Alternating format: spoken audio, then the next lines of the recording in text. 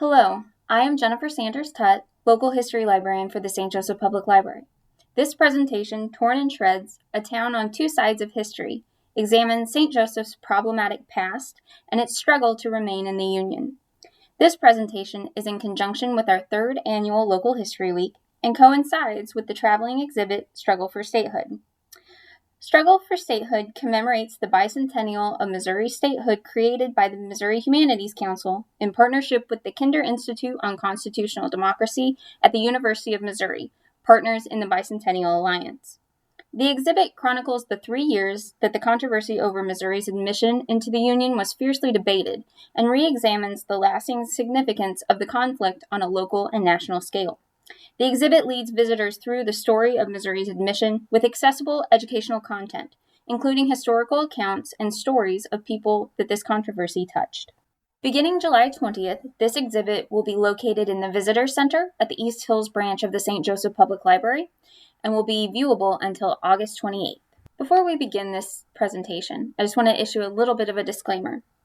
It is always my intention as a historian to be objective. That being said, the idea that it is acceptable to own human beings is a matter that is in no way subjective. It is just wrong, and this is not up for debate. Basing an entire economy on owning human beings is wrong. Basing a way of life, a culture, around the idea of owning human beings is wrong. That is absolutely not up for debate.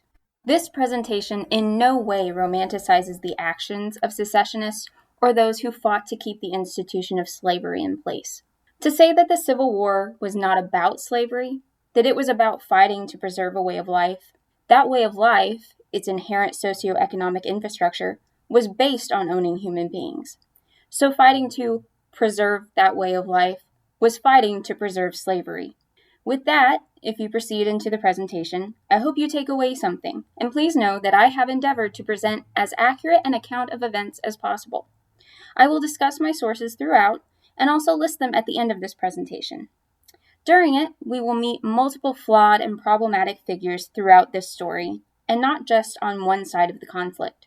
And it was this conflict that threatened to tear apart the most vibrant and prosperous town west of St. Louis at the time. So to begin, we pick up with an event at the onset of the Civil War, one that gives us a feel for the atmosphere in St. Joseph, as its citizens watched and waited for war to descend upon them, much like the wind picking up before a storm. Wire to Colonel F.P. Blair from St. Joseph, Missouri, dated May 22, 1861. The American flag floating over the post office was today taken down by a mob, headed by Jeff Thompson and others, and the states' rights flag hoisted in its place. The flag was torn in shreds. The post office is threatened.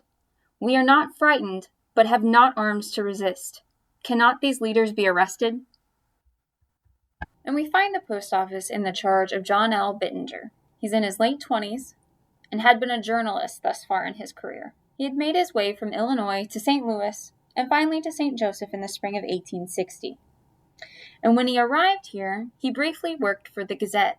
The Gazette was established by William Reidenbaugh in 1845. And the story goes that Reidenbaugh began the paper after fishing a printing press out of the river left behind by the Mormons upon being run out of town. Another version of that story was it was just the typeset. The Gazette from the beginning was a Democratic paper, and in the mid-1840s pledged loyalty to President James K. Polk. It passed through a few different hands before coming under the direction of P.S. Fouts and J.H.R. Cundiff, who turned it into a daily paper. The Gazette, under Fouts and Cundiff, remained loyal to the Democratic Party and its platform, especially as the Civil War approaches. It became increasingly outspoken in its support for secession and soon became known as the secessionist paper in town. And here's where the situation begins to get interesting. Bittinger, employed by the Gazette, was a staunch Republican, and at this time the Republican Party is the party of Lincoln. And it is Lincoln that appoints Bittinger postmaster of St. Joseph in 1861. Upon his appointment, the Gazette urged the public to resist Bittinger taking office. Before he can take office, he travels to Washington, D.C., and it's then that he finds himself aboard a steamer with one Meriwether Jeff Thompson. Thompson had been mayor for a short time in between the tenures of Armstrong Beatty. He was born in 1826 at Harper's Ferry, West Virginia, and was very much a Southerner. And it's unclear why Thompson does this, but he tells Bittinger about a plan by a group of secessionists at Leavenworth who have promised to help Missouri secede from the Union. Bittinger continues on eastward to Washington, D.C. There, he met with the War Department.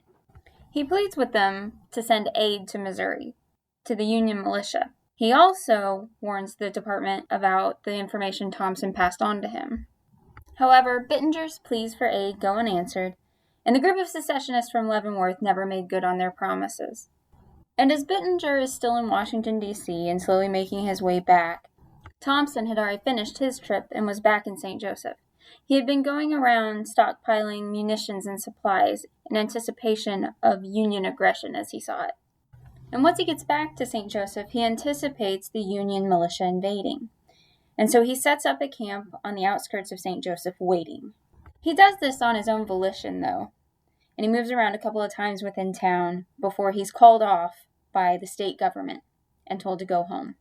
Frustrated that his letters to Jefferson Davis have gone unanswered, he decides to go back, collect his things, and head to the real South, as he calls it. It's said that he had gone back also to say goodbye to his family before leaving. But he had put his wife in the asylum not long after their daughter was born.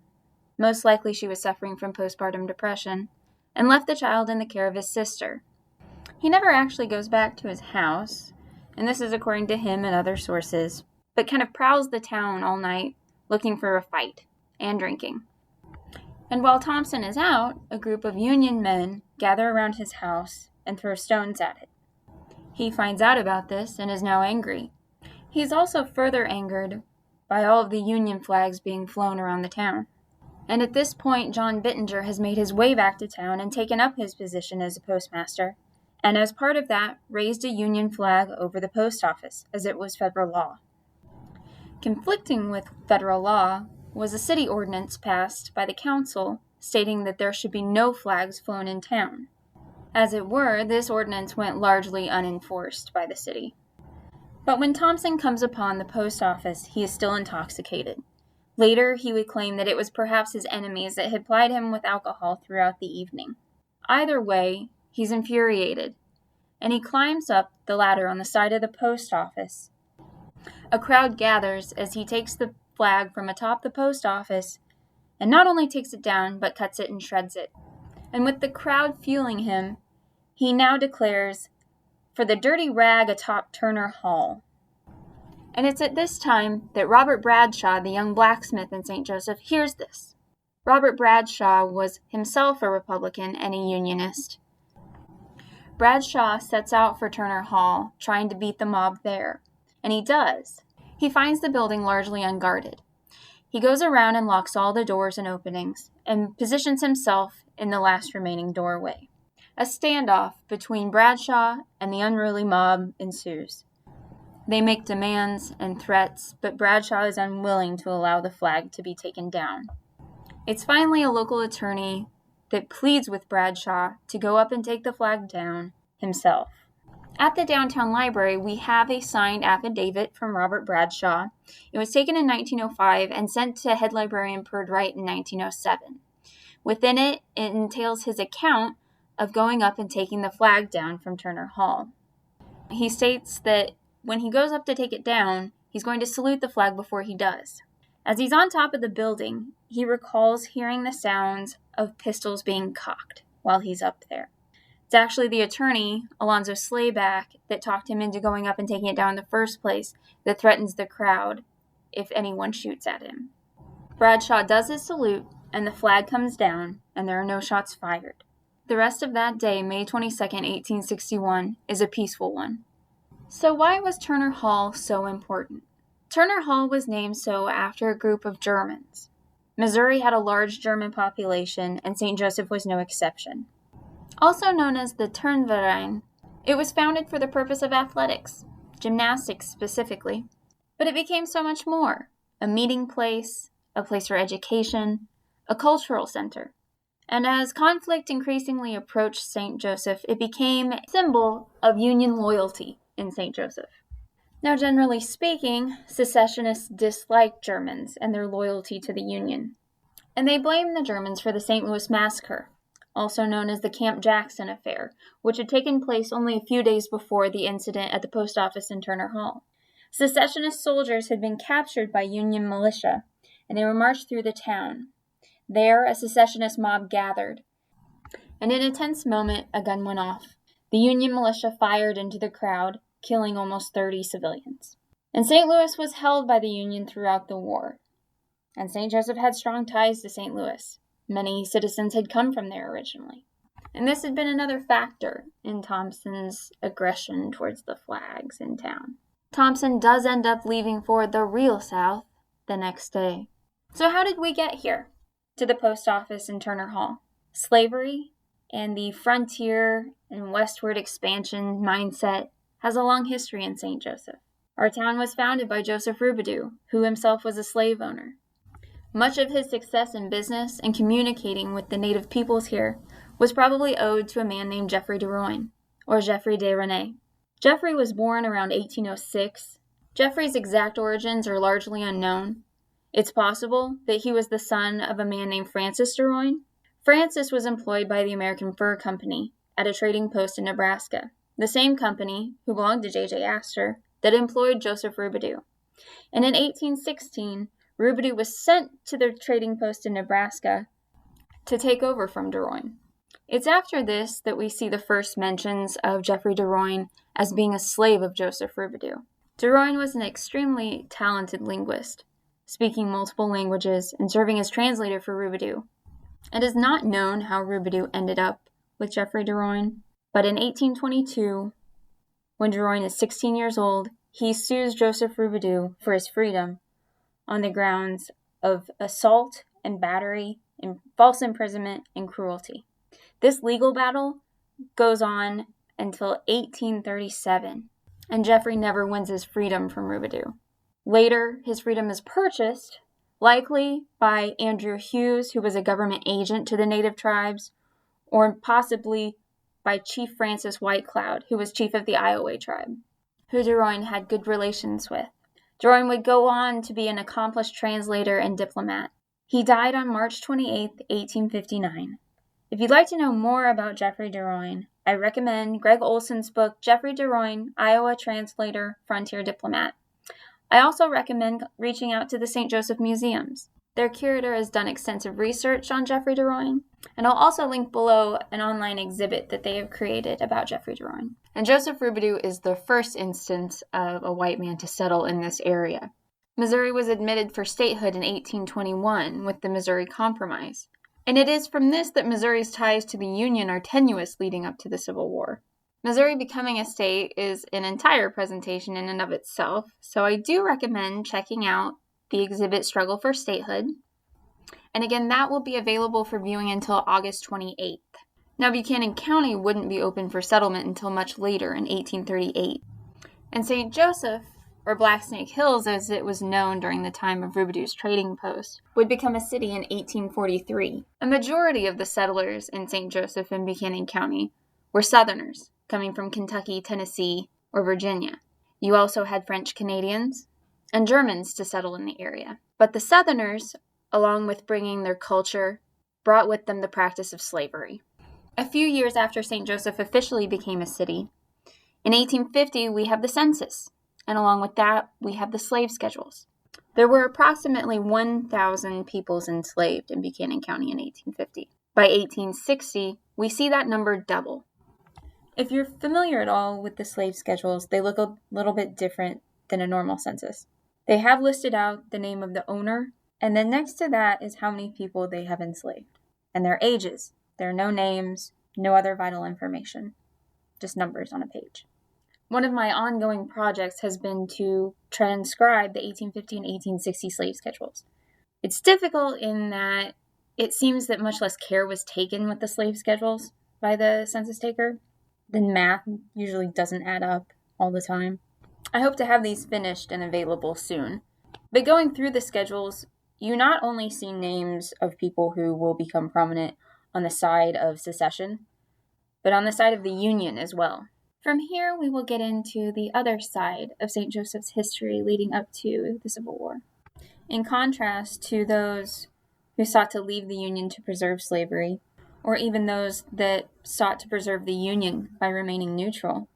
We have in contrast those who actively sought to abolish slavery. In 1859, 2 covered wagons suspected of transporting slaves to freedom were stopped. Among them were 13 women and children, and a man named Dick. Dick was an extremely skilled carpenter, and the man who had enslaved him, William Newman, much desired his return. As such, he issued a reward and sent bounty hunters after them. Unfortunately, the women and children and Dick were all returned, and the men transporting them, Englishman Dr. John Doy and his 19-year-old son Charles, were arrested. After a lengthy trial and a change of venue to Buchanan County, Doy found himself here in the jail awaiting his appeal. On a notably dark and stormy night, a small group of abolitionists ventured to St. Joseph, resolved to deliver him by the only means left to us, as they put it. A few of the men presented themselves to the jailer as having captured a horse thief from Andrew County. They convinced the jailer to let them in to lock the alleged horse thief up, and it is then that they inquire about Doy, as the horse thief complains that he will not be locked up alongside the likes of Doy. It is once that the alleged horse thief enters a cell that the rest of the party makes their intentions known to the jailer. They are actually here to free Dr. Doy. The jailer, seeing that he is outnumbered, pleads with the group to at least not let the other prisoners escape. As the group leaves the jail, looking for their boats on the shore, and I mentioned this was a particularly dark night, they run into a couple of police officers. They narrowly escape them, but it is with the lantern light from the police officers that they are able to locate their boats and safely make their way across the river to Kansas. The escape of John Doy will become infamous, and the group of men will become known as the Immortal 10. Here you see them, with Dr. John Doy seated in front. Sensationalism and rumors surround the escape of Doy. It is told that John Brown was among the men that broke him out. As it were, John Brown was on the other side of the country, and the jailer happened to be named John Brown. But adding to the sensationalism here in St. Joseph, E.H. Grant, the editor of the Weekly Free Democrat, is implicated in Doy's escape. And it's in the Weekly Free Democrat, the second issue printed actually, that Grant issues a statement from the Immortal 10, telling their side of the story. As a result, there is an uproar in St. Joseph, and the citizens not only demand that Grant leave town, but leave the state. He never complies. As with most papers in St. Joseph, the Weekly Free Democrat changed hands a few times, and in 1860, it's being published by Frank M. Tracy, B.P. Chenoweth, and D.W. Wilder. Tracy, Chenoweth, and Wilder deem it necessary to issue a prospectus in their paper when they take it over. And they state that they are decidedly Republican, though unsectarian, so impartial, prompt and bold in the advocacy of all beneficial moral reforms, earnest and untiring in their effort to overthrow all systems of oppression, and never afraid, even at the risk of popular favor, to stand for the weak against the strong. And they are openly and avowedly on the side of progress, temperance, justice, truth, intelligence, and freedom. The Weekly Free Democrat is decidedly the Union paper, and had been all along, and frequently find themselves going up against the Gazette, the secessionist paper. And in 1860, right after the election, putting Lincoln in the presidency, the Gazette attempts to expose the Republicans in town. However, the Free Weekly Democrat is willing to meet them and do them one better. In 1860, there were only 452 Republicans in the county. 410 of those, or as the Weekly Free Democrat would put it, the 410, resided in the city. My first introduction to the 410 would be through Dr. John Berghoff. Dr. Berghoff was a German and a fierce supporter of the Union. During the Civil War, he would serve as a military officer, being kidnapped at least 3 different times by the Confederate Army. And he was actually in Lexington, Missouri, in the courthouse when the cannonball went through the wall, if you know that story. And so the Weekly Free Democrat, feigning outrage that the Gazette had dared leave some names out, prints the full list of 410 Republicans in St. Joseph. And this article is perhaps one of my favorite that I've ever come across in any of my research. The editors had dagger tongues. And within this article, there are 3 specific points that stood out. They state, it had the petty meanness, referring to the Gazette, to leave out some of our very best and blackest Republicans. This clearly could not be tolerated. And so that term seems very specific, blackest Republicans. So this term has numerous facets to it. It was reserved for the most radical of Republicans, and therein for German Republicans, who usually tended to be one and the same. Getting even more specific, it applied to Missouri German Republicans most of the time. And what was seen as the most outrageous part of this term was they were not just unionists or abolitionists. They were pro-racial equality in a time that was unheard of. So it's very poignant when the editors of the Free Weekly Democrat state that you've left off the names of our blackest Republicans. The names listed are not just pro-union. They want to destroy slavery and see equality within society. The next statement that they make within this article seems to address prejudice against immigrants. They say, it was very difficult to get any reliable names from the poll books, which spelled Nicholas Nicklus and Michael Mikil. But we have done the best we could and will make any correction we are desired to hereafter. So they're addressing the fact that there is prejudice within the polling places, as names would have been recorded as they were said. And many of the people here that were German or even French had Americanized the spellings of their names.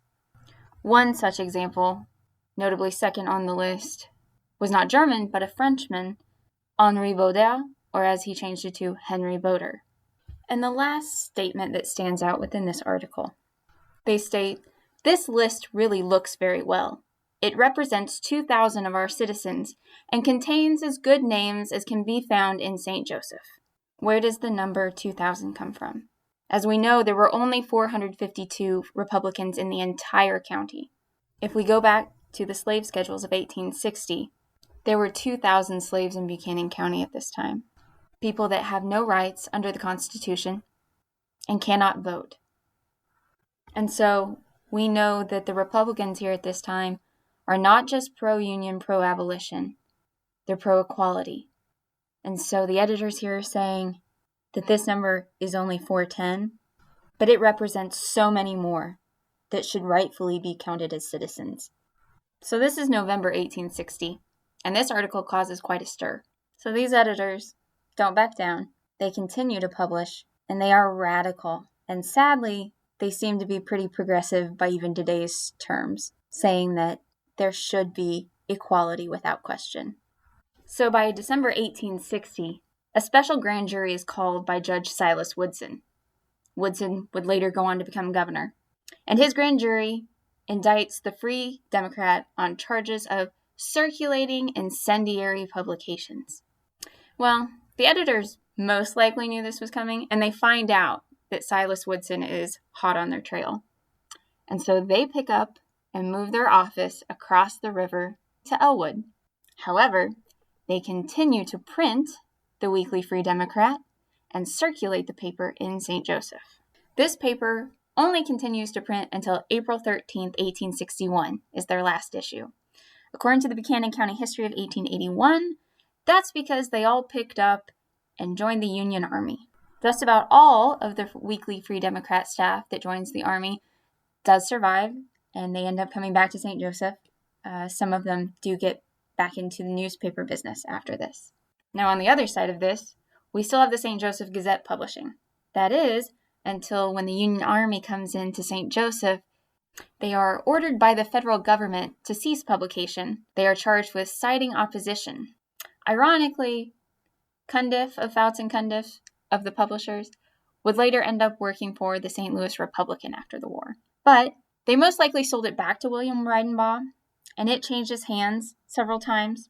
It never really gets off the ground again during the war, and they don't actively start publishing again as the Gazette until about 1868 when Reidenbaugh starts it up again.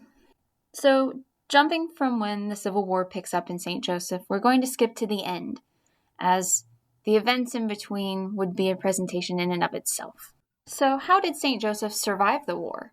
St. Joseph received national attention for some of the events, like the flag being cut down over the post office.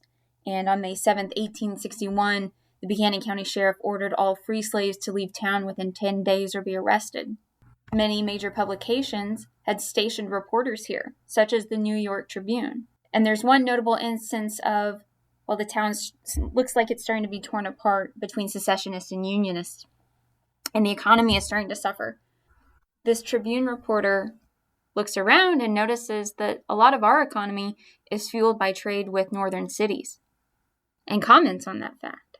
While the local economy briefly suffers, the wholesale trade presence is extremely strong, and our geographic location, aided by the river, is probably the single largest factor in St. Joseph's economy surviving the war. We also had a corner on the railroad at the time, and it was a major variable in calculating strategy by both sides during the war. And for many people in St. Joseph, their business interests would outweigh most Southern sympathizing. In 1864, something of a businessmen's militia formed. There was a great deal of fear of bushwhackers coming through and destroying businesses. And so this prompts businessmen like Milton and Thomas Tootle, William Wyeth, John Corby, and William Reidenbaugh even, just to name a few, to sign their names to a militia to protect St. Joseph and its business interests. By the end of the war, Missouri had stayed in the Union, and St. Joseph with it. As shown by the business militia, most people in St. Joseph realized they stood to gain very little by siding with the South, but had quite a bit to lose. As emancipation made its way through the country, many realized that chapter of history was coming to a close. Jules Roubidoux, son of Joseph Roubidoux, writes in his diary in January of 1864 that his slaves have escaped across the river to Kansas. He states, "Such instances have ceased to expect any interest in the minds of owners. Emancipation is regarded as a foregone conclusion." My goal with this presentation was to point out the juxtaposition in stances leading up to the Civil War. Generally speaking, we are usually represented as a Southern sympathizing town, and we were for the most part. But as sweeping generalizations are usually inaccurate, it wasn't as cut and dry as it seemed. There were instances of Southern sympathizers from prominent families hiding from the Union Army in their barns, as with James Owen, Mary Alicia Owen's father, or refusing to sign an oath of allegiance to the Union, as with Martha MacDonald. Yet there was a fierce and enduring presence in St. Joseph of not just Unionists or abolitionists, but those who were determined to create a world in which all human beings were equal. Thank you very much for sticking with me to the end of this. I hope you take something away from it. I hope it was enjoyable. And I very much hope you will check out the Struggle for Statehood exhibit that is in the Visitor Center until August 28th. If you have any questions, you can reach me through my contact information that's listed here. Thank you so much.